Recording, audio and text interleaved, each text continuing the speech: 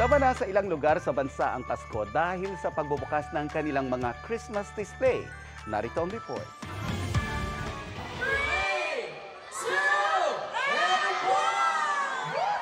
Nagliwanag ang paligid ng Kapitolyo ng Batangas ng sindihan ang kanilang 50-foot tall Christmas tree na tagtad ng mga palamuting Christmas gifts, lights at balls. Tila sumasayaw at umiindak ang mga pailaw kasabay sa awiting pamasko at fireworks display. Isang giant parol at Christmas tree din ang pinailawan sa amusement park sa Santa Rosa, Laguna. Naging makulay din ang performance at parade kung saan nagliwanag maging ang mga kasuotan ng mga karakter.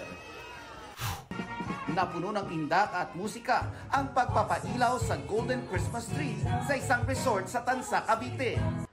Isa-isang binuksan ang mga switch ng mga parol na sinundan ng fireworks at special dance number. Paskong Pasko na rin sa Baguio Botanical Garden.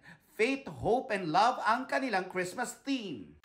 Instant Christmas pasyala naman ang isang bahay sa Calasiao, Pangasinan. Nagliwanag ang bakura ng pamilya Soria sa hitik ng Christmas lights na nakapalibot sa paligid. 2020 pa ang tradisyong ito tuwing Kapaskuhan para magpasaya sa iba.